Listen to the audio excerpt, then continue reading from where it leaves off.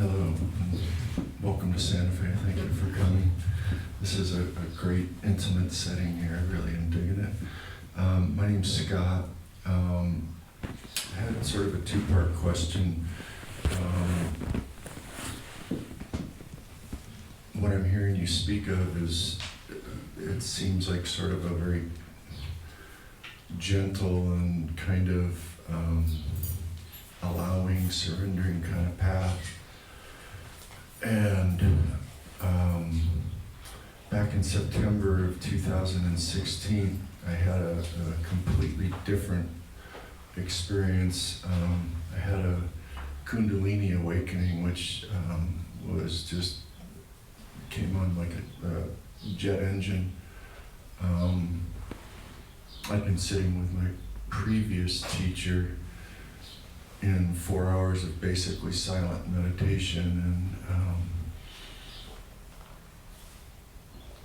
I think he facilitated that along with my being ready. And a couple of days later, in my sleep, I just had that rising from the spine and out through the top of my head, and my mind was in with the cosmos, and the hotel and everything else just disappeared. And I was in this incredibly elevated state for about 4 months, which brought about all kinds of sort of powers and experiences. And at the time I thought, well, the first week or two, it was right on the edge of, I felt like I was going insane at times. I had some of my friends were, worried I was going to commit suicide, or, need to be committed to the psych hospital, or literally. But that energy never really came into it for me. I was never worried about that, but it was just intense. And so when I dropped out of it, I think maybe, I don't know, one of the reasons was what you were talking about, sort of having this spiritual superiority, or feeling like a special person or something, afterwards.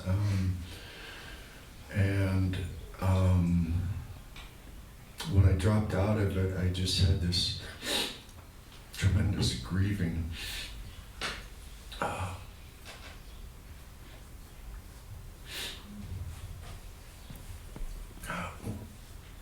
One of the benefits of it was that I was in this pretty continuous state of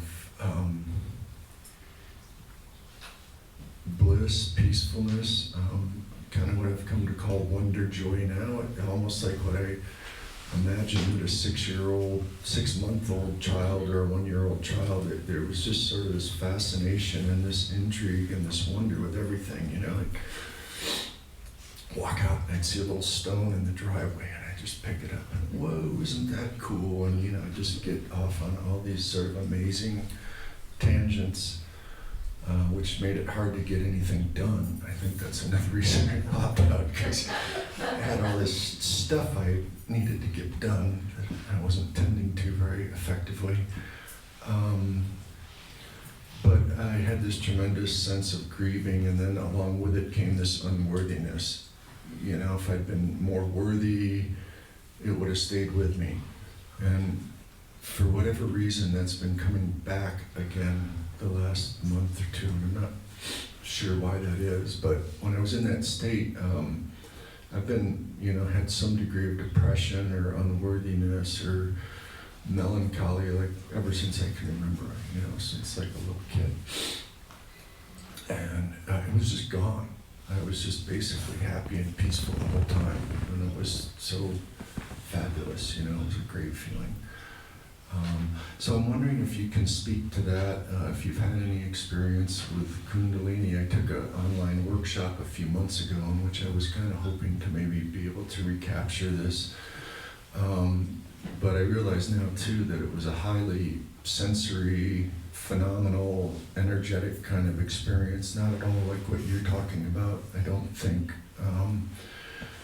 So if you have any thoughts on that as a path towards what you're talking about for me or in general, and then the other second part of the question is, I realize I'm just stuck up here all the time. I mean, it's really not a whole lot different than that movie, The Matrix, you know? It's like I'm in this gilded cage, and I'm here 99 point whatever % of the time, and I want to get out of here and move into the heart in a more aware, conscious kind of way, rather than when I just have a poignant moment or a beautiful sunset or, you know, lovemaking or whatever it is, you know. I'd like to be able to start actually intentionally trying to live here more. So I don't know if you have any thoughts on, you've sort of spoken to that a little bit already, but.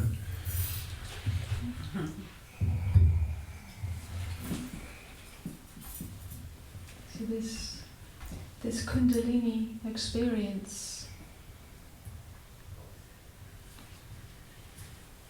this idea that Kundalini awakening is what awakening is, what true awakening is really a bad advert for it.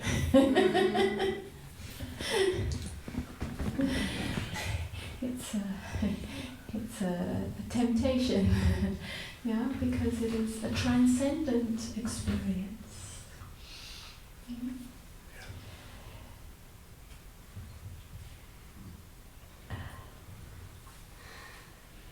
A dissolution, dissolvement of ego boundaries.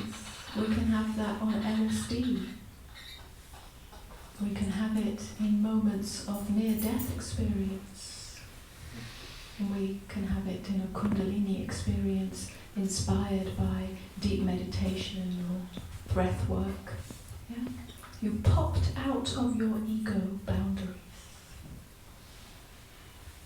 The wonder is that it lasts for so long, several months, perhaps.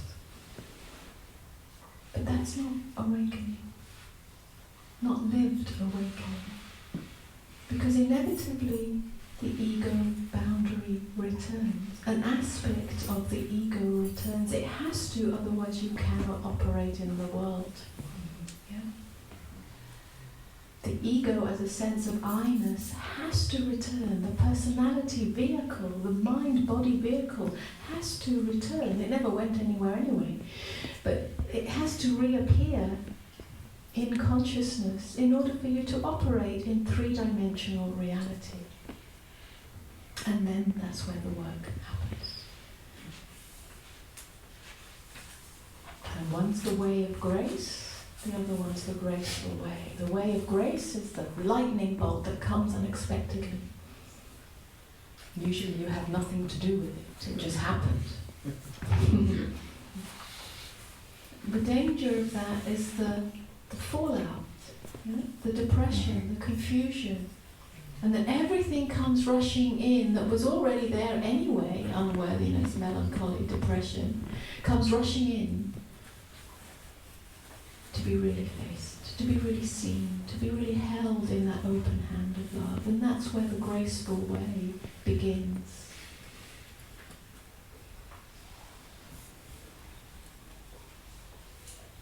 So once again, if you're willing to put down all notions of Kundalini, all notions of trying to get to that place of endless bliss and peace. It's a beautiful experience, but it's not the whole experience. It's not the whole reality of it. It's not the whole truth of it. You cannot live in that rarefied atmosphere until you leave this body. And part of the sadness of returning from such a high experience, whether it's psychedelically inspired or shock inspired or breathwork inspired or whatever, is that we do return, and part of that return brings grief. For form to be reincarnated, or rather for formlessness to be reincarnated as form again. And again, and again. So there's this yearning to come home to formlessness. That's why death is such a beautiful doorway. We both fear death, but we also yearn for it. So first of all, it's okay to acknowledge that. Kavi and I often stand on the edge of death, don't we? Yeah, that existential void, just letting go of it all, including this life. All the doings and all the tendings and all the so on and so forth. So it's okay to grieve that. It's okay to acknowledge that.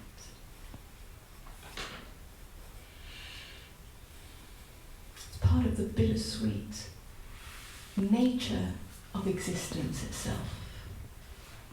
Yes, there is wonder in it too. The wonder of manifestation, of colour, of form, of pattern, of light that a child sees, that innocence. So it's also a pain in the ass to be incarnated as form. It's both fleeting, it's ephemeral, it's temporary, and there is so much juice and richness in it. We both yearn for it, and we yearn to get away from it, to be released from it. What a conundrum, what a paradox. So it's okay to grieve that.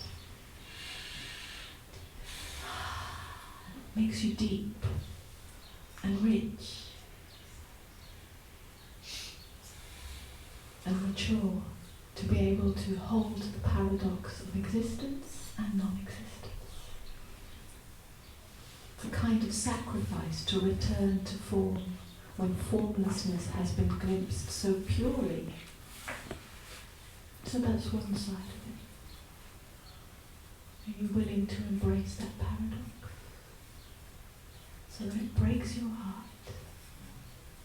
Breaks your heart to be in form and yet to know formlessness.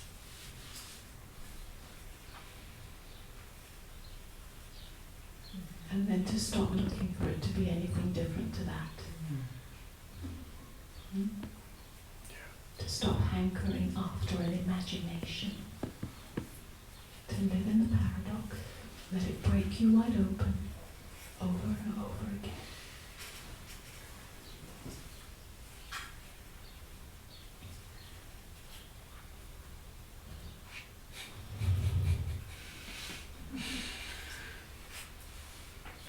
See, I get most of this stuff up here, but Everybody gets it. yeah. Then why are there tears in your eyes? Why are you moved by it if it's just in here? It's not just in here. It's here. You know it in here. You know it in here. It touches you. So it's not in here. We're just using words, so of course this is operating as well, but in here. See, this is wordless. This is nameless. This is unseeable, untouchable, it's formless.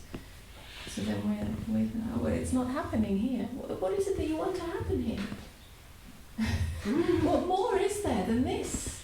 Than this tenderness, than this touchingness, than this subtleness? This is it. This is how subtle it is. This is how fine and delicate it is. Right now.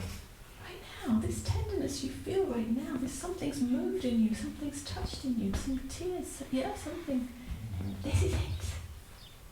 This is it. Give yourself to this tenderness. Tenderness is soft. Tenderness is almost invisible. Don't let the mind claim it. The mind is shouting, I get it, I get it, I get it. So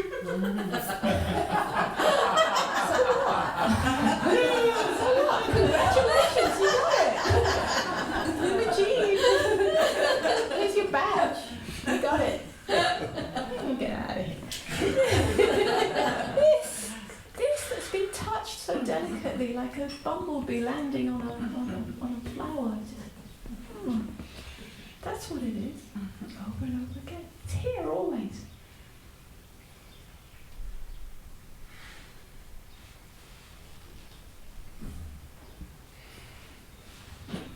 So just try to be present to that as much as I can. Yeah, just taste the tenderness. Just taste it. Taste it. Taste it. And maybe it goes. your attention is caught up in something else, and then taste it, and then taste it. Stop looking for something else. Stop looking for the Big Bang. Don't